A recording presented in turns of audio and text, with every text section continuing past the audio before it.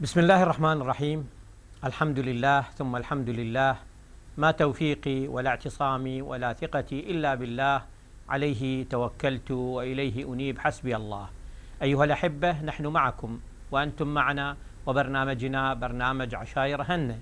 هذا البرنامج كما عودكم هو من برامج الوحدة الوطنية، يجيب فيه على أسئلتكم واستفساراتكم النسبية، كما يستلم استيضاحاتكم وتعليقاتكم وكذلك ردودكم التي ترغبون في الرد على بعض المعلومات التي ذكرناها، لأن فوق كل ذي علم عليم.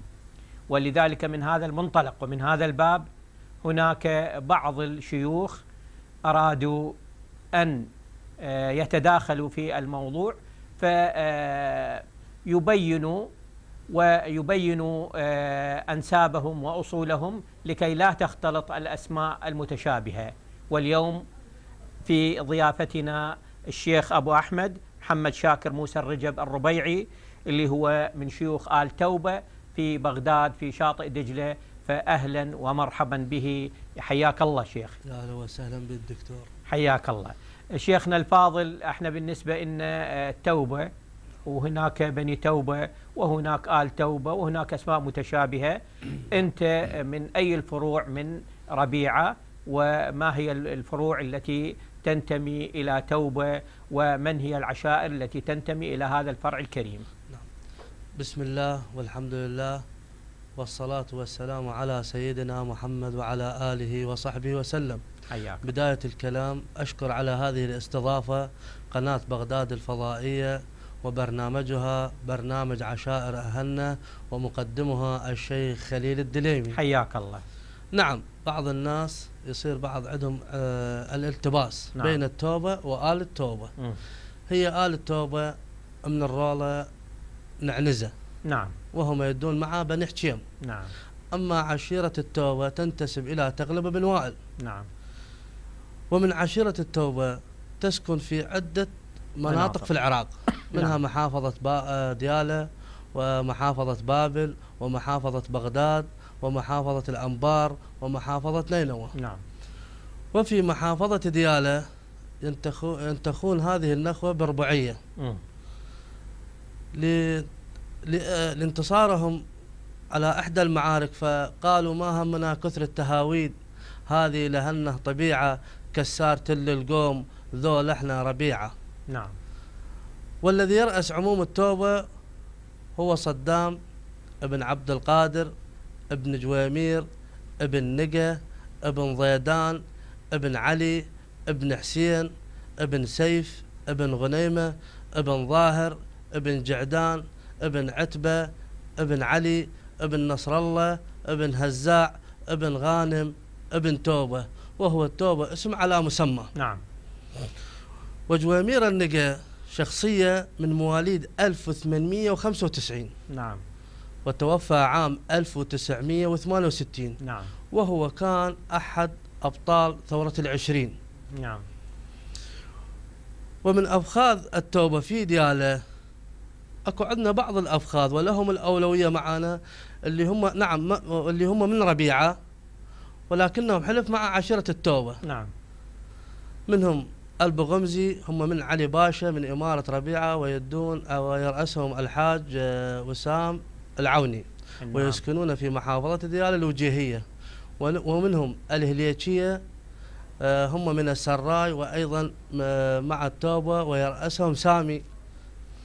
وحتى لا نظلم أحد نذكر كل الأفخاذ. نعم. نعم. اللي هم موجودة. تسمح. نعم. لي شيخ العزيز. ايه، واذكر لنا من اللي يرجع للتوبة ومن يرجع إلى ربيعة مباشرة. نعم. نعم. منهم السامة عنهم مرور الطلب يسكنون الدشتة. نعم. والهوارين عنهم إبراهيم الدايس يسكنون الدشتة. والبعبودة عنهم خليفة الدواح يسكنون الدشتة. والطريف عنهم أحمد علي حسين يسكنون الدشتة. ومنهم البرزوقي عنهم فالح القدوري يسكنون الوجيهية. ومنهم الهواشم عنهم خليل إبراهيم هاشم سكنة الوجيهية.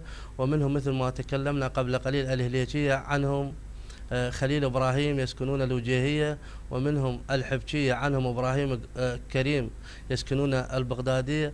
الحبشية أيضا هم من السراج. نعم. نعم.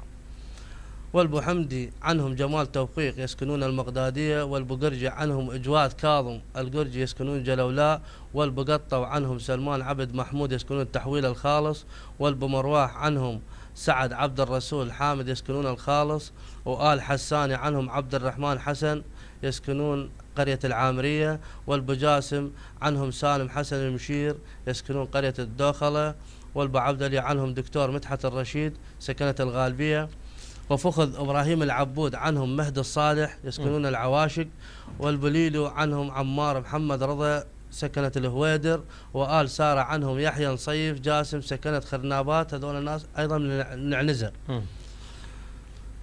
والبحسين عنهم صبح السمين فتح الله سكنة السعدية، وآل مؤيل عنهم عيسى محمود أحمد سكنة الدورة في بعقوبة، والبمراد عنهم خورشيد مجيد أحمد سكنة بلدروز، وآل نصيف عنهم ياسين عليوي سكنة بلدروز، والبمخيبر عنهم الحاج علي حسين علي سكنة بعقوبة، وبيت خلاوي عنهم الحاج عباس الربيعي سكنة بعقوبة، والبقدوري عنهم فارس محمود سكنة الدورة.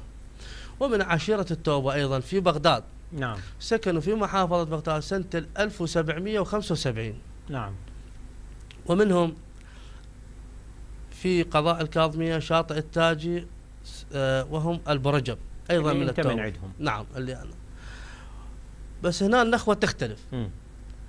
هنا النخوة أخوت علية. ينتخون أهل بغداد نخوتهم أخوت علية، لمقولة أحد أجدادنا أنا أخو علية شديت على راسي، وصحيح النسب من أصول أساسي. ومنهم البرجب والكراكلة في شاطئ التاج، ويرأسهم الوالد اللي هو شاكر ابن حميد ابن موسى ابن رجب ابن جاسم ابن محمد ابن خضر ابن عبد ابن عون ابن رشو ابن ظاهر ابن جعدان. وهذا يبين لنا اتصالنا بالجد العاشر مع بيت جويمير النقا. بيت عدان. نعم بالظاهر الجعدان. وأيضا في بغداد هم البدهو يرأسهم الحاج قدوري ابن سلمان ابن حسين ابن عبد الله ابن دهو ابن محمد. هذول اللي يتلقبون الدهوي. نعم. دهو. هذول أيضا اتصالهم بالجد السادس معنا. نعم. وأيضا في أبو غريب اللي هم الأرباقات، والأرباقات ينقسمون إلى قسمين. نعم. القسم الأول يرأسهم عبد الحسين أحمد الورد أبو سعدون، هذول مع التوبة. والقسم الثاني اللي يرأسهم حسين علوان الزقاط، هذه الحمولة مع قبيلة السراي اللي هو شيخ سعد الخيون. نعم. وأيضا في بغداد البعلي يرأسهم الحاج جاسم، ويرأسهم الحاج حكمت. نعم. وأيضا في بغداد البعطعمة يرأسهم عبد الجبار حاتم النجيب. نعم. وفي بغداد أيضا ألب نصر الله يرأسهم علاء سيف الله. أما في محافظة نينوى حتى نذكرهم، هناك العقلات عنهم حارث اليونس خلف سكنت قرية الكسك في الموصل. الثراثرة عنهم بلال الحبش العواد سكنت الموصل في قرية النخوة. البجرجيس عنهم حميد رجب سكنت الموصل حي سومر. البحسين عنهم عثمان التيك سكنت محافظة كركوك.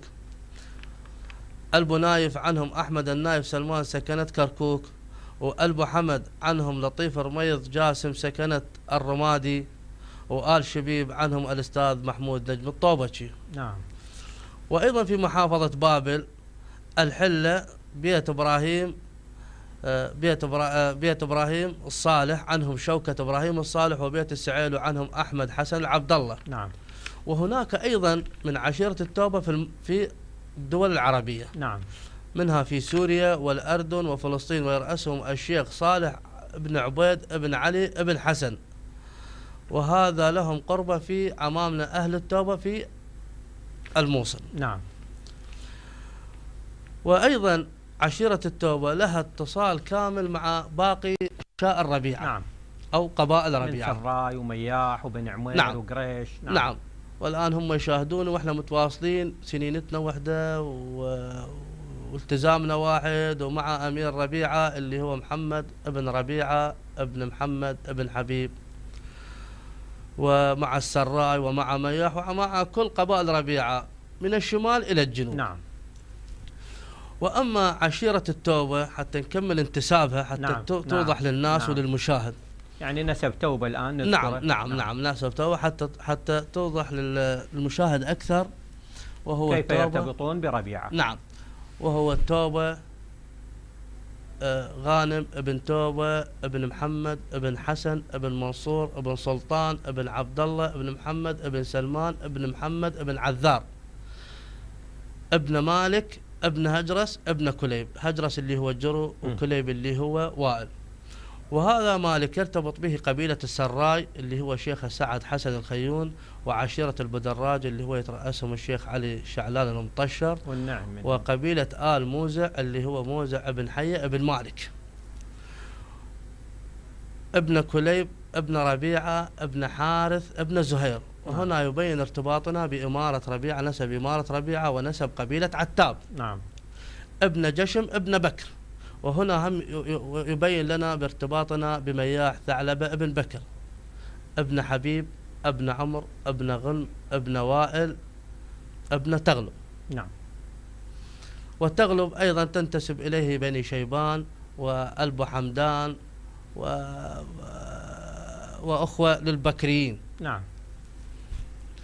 تغلب ابن وائل ابن قاصد ابن هند ابن أفصى، وأفصى تنتسب إليه العبودة. ابن جذيلة ابن أسد، وأسد تنتسب إليه أعنزة ابن ربيعة بن نزار بن معد بن عدنان. نعم. والله هو الأعلم. نعم. حياك الله. الله يسلمك يطول عمرك. مساكن توبة الآن ومنه من يتلقب بهذا الاسم، لو أصبحت هذه العشيرة الآن تتلقب بربيعة ولا تتلقب بفلان ابن فلان التوبة أو التوباوي. لا، الآن عشيرة الآن التوبة أصبحت عشيرة. نعم.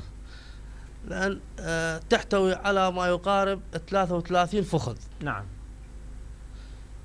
وعندما فيكون مثلا التوبة من عشيرة من قبيلة ربيعة. لكن احنا عندنا يعني ما تعارفنا عليه. نعم. أنه العشيرة ينبغي أن ينسب لها. نعم.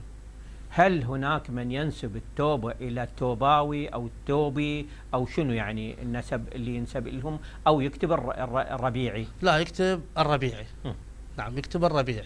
يعني لا ينسب لتوبة، لا يكتب الربيع. نعم، يكتب الربيعي. لأنه المياح يكتب مياحي. نعم. والسراي يكتب سراي. نعم. وبن عمير يكتب بن عمير، وقريش نعم. يكتب قريش. نعم. والإمارة إمارة. نعم. فاللي يقول ربيعي نعم. أو ربيعي، نعم، يرجع إلى عشيرة. نعم. احنا المياح والسراي قبيلة. نعم. فلما يكتب تبين قبيلة. نعم، قبيلة السراي أو قبيلة مياح أو قريش. لكن ذولا ما يكتبون الربيعي، لا، يكتبون عشايرهم. نعم، فلان أما السراي. التوبة فيكتب الربيعي. لتميزه، لأنه لصعوبة اللفظ. نعم. التوباوي التوبة بالمنطقة، يعني بيناتهم. نعم. من يقول له أنت منين، يقول له ربيعي، لو يقول له توباوي. لا، يقول له ربيعي من التوبة. من التوبة. نعم. إذن وضحت الفكرة. نعم. بالنسبة لأي ملاحظات ممكن تضيفها، لأنه أنت جيت حتى توضح بعض الأمور للناس، أنه هناك فرق بين هذه العشيرة بهذا المسمى. ولا أخفيك سر أن أكثر الكتاب الأنساب، أكثر البرامج، هذه المعلومات ليس لديهم. إما لضعف إعلام العشيرة، وإما أنه النسابين عندهم كسل، أنه ما واصلين إلى هذه العشيرة. من يقول ربيعة بس يتشلب بأهل الكوت وينسى أهل ديالة وينسى بعض العشائر اللي ترجع إلى هذا الفرع. نعم. نعم. تعرف قبل صعوبة الوصول. نعم. احنا أكثر امتدادنا اللي هو من ديالة واللي هو من محافظة نينوى. فأكثر النسابين سابقا صعوبة الوصول.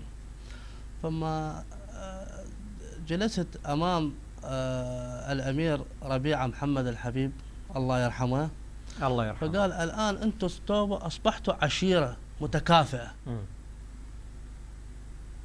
ولا تقولون فخذ التوبة، بل قولوا فلان من عشيرة التوبة من ربيعة. نعم.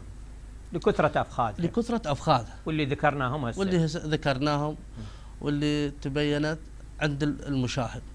فبقت قبل نعم مثل ما تفضلت هو ضعف النساب، بس الآن بدأت ذكرها يعني بال 1990 الأستاذ عبد الحسين عتابي والأستاذ إبراهيم العقابي، وهذه المعلومات الآن هي موجودة والحمد لله. اللي التطور اللي صار فوصلت الناس. ما وصلت إلى ثامر عبد الحسن العامري في موسوعته؟ ثامر عبد الحسن العامري ذكر عن الإرباقات.